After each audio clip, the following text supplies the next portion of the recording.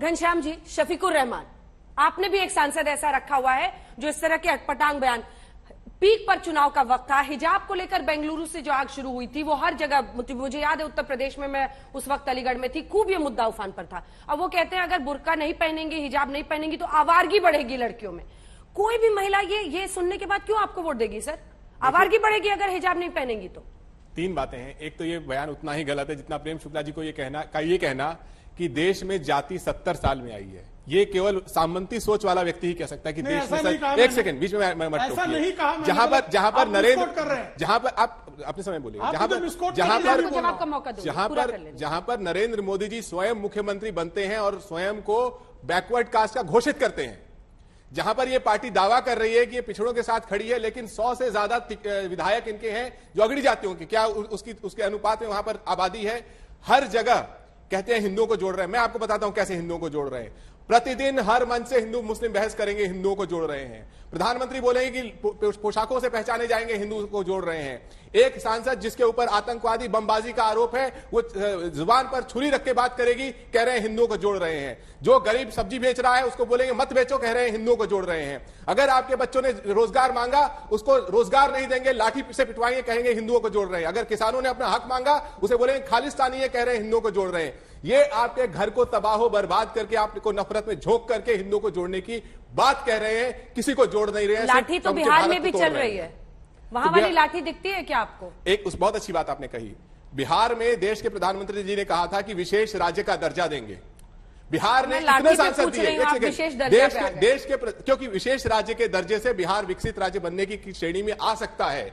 ये देश के प्रधानमंत्री ने कहा है, भारतीय जनता पार्टी ने विधानसभा में पारित किया है। अगर झूठ को कोई लगातार दोहराता रहे और बोले कि जनता की गलती है कि वो उसके पास बेरोजगार नहीं, इन्होंने कहा प्रधानमंत्री ने बेरोजगारी का आंकड़ा दिया। मैं चैलेंज करता हूं, प्रेम शुक्ला जी बताइए इस देश में कितने बेरोजगार हैं, अभी बता दीजिए। मैं पूरी बहस में चुप रहूंगा अगर आप अपने किसी भी एक सरकारी आंकड़े के आधार पर बता दें। इस देश में 3.5 करोड़ बच्चे हर साल पैदा होते हैं, उसमें से लगभग 1 करोड़ बच्चे कॉलेज जाते हैं। आप बताइए आपको कितनी नौकरी देते हैं किसी भी साल?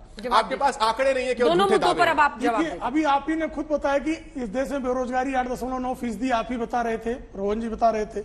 आप अपनी सरकार के आंकड़े दीजिए। असंगठित क्षेत्र है तो एग्जैक्ट आंकड़ा तो कोई नहीं दे सकता है। वही बात है, कोई नहीं दे सकता जी। आप बता दीजिए ना, सपा के कार्यकाल में कितनी नौकरी दी? 2012-17 में उत्तर प्रदेश में कितनी नौकरी दी बताइए। अब मेरे बीच बोल रहे हैं आप। 2012 से 2017 में समाजवादी पार्टी के अखिलेश यादव के कार्यकाल में उत्तर प्रदेश में कितनी नौकरियां दी? आप बता दीजिए। मैं आपसे 5 साल बाद पूछ रहा हूं, बता दीजिए क्या फिगर है? बहुत अच्छा सवाल है। मैंने कहा, आपने कहा कि देश के प्रथम प्रधानमंत्री हैं 70 साल में।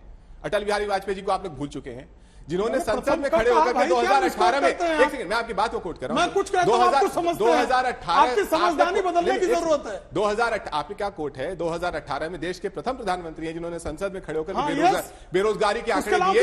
इसका मतलब यह है कि आपकी सरकार के पास बेरोजगारी के आंकड़े हैं। इसका मतलब इस जनता का जायज सवाल है, जनता का जायज सवाल है। अगर 2018 में प्रधानमंत्री जी के पास आंकड़े थे तो 2022 में गायब थोड़ी हो जाएंगे। आप बताइए 2022 में कितनी बेरोजगारी है? रोजगार सृजन, मैंने कहा रोजगार सृजन।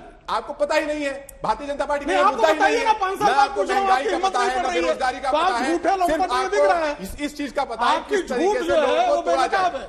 नहीं, आप बोलिए। आपसे इन्होंने पूछा बिहार के लाठीचार्ज में, बिहार में जो लाठियां बेरोजगारों को पड़ रही हो, सोने की लाठियां हैं। सोने की लाठियां हैं वो। बताया जवाब किस चीज की लाठी बताइए ना। मैंने जवाब क्या दिया? जवाब दिया। आपकी निंदा करने की हिम्मत नहीं जी। जवाब दिया कि जो लोगों ने लाठी मारा बेरोजगारों को, उनकी निंदा करने की हिम्मत नहीं आपकी। ठीक है, एक सेकंड संजय जी, मेरा सवाल आपसे ये है कि बीजेपी कहती है कि ये हिंदुत्व और हिंदुइज्म के मुद्दे पे हम नहीं जोड़ रहे हैं, हमारी स्कीम्स ऐसी है जो सबको पहुंचती है, ये जाति और धर्म देखकर लोगों को नहीं मिल रहा है। क्या जो योजनाएं हैं वो भी कुछ हद तक कारगर रही हैं इस पिछड़े वर्गों का बीजेपी की तरफ आने में? क्या वजह क्या देखते हैं? बिल्कुल, अगर हम देखते हैं कि जितने सरकारों ने योजनाएं चलाई हैं, चाहे वो केंद्र सरकार की हो या राज्य सरकार की, और मैं उन राज्य सरकारों की भी बात कर रहा हूं जहां पर गैर भाजपा सरकारें रही हैं, आप देखें तमाम योजनाओं का लाभ रूलिंग पार्टी को मिल रहा है। ये हमने इसके आंकड़े इकट्ठा किए और हमने देखा जिन लोगों को रोजगार, जिन लोगों को इस तरह के योजनाओं का फायदा मिलता है, उनका वोट आपको झुका हुआ उस राज्य की रूलिंग पार्टी की तरफ दिखाई पड़ता है। राज्य दर राज्य हमने देखा, 2016 से लेकर 2022 तक के आंकड़े इकट्ठा किए और वो देखा कि वेलफेयर स्कीम, इसी कारण से आप देखेंगे कि राज्य सरकारें आजकल तमाम वेलफेयर स्कीम्स रोल आउट कर रही है। कुछ वेलफेयर स्कीम्स सारे लोगों के लिए किया जाता है, और बहुत सारे वेलफेयर स्कीम्स टारगेटेड होते हैं युवाओं के लिए, दलितों के लिए, महिलाओं के लिए। आप देखें तमाम पार्टियां महिलाओं के लिए तमाम स्कीम्स रोल आउट कर रही हैं, क्योंकि उन्हें पता है कि ये जो सारे स्कीम्स हैं उसका फायदा रूलिंग पार्टी को मिलना शुरू हो गया है। इस कारण से भी आपको ये जो ओबीसी वर्ग है या दलित वर्ग है जो एक वोट बैंक के तरह, आपके बोलते ही सब प्रियंका गांधी की भी तस्वीरें आ गई। प्रियंका वाड्रा गांधी ने जो ऐलान किया था और टिकट्स उन्होंने महिलाओं को दिए थे बढ़ चढ़कर, क्यों असर नहीं हुआ? ऐलान करना, और जब आप सरकार में ऐलान कौन करती है? ऐलान करती है वो टिकट पार्टी दे रहे थे, जो विपक्ष में होती है। टिकट दिया उन्होंने। हाँ, वो जो विपक्ष में होती है वो एक प्रॉमिस होता है, और जब आप सरकार में होते हैं तो आप योजनाओं को सामने लाते हैं और उन योजनाओं का लोगों को लाभ मिलता है। इसमें दोनों में बहुत फर्क है।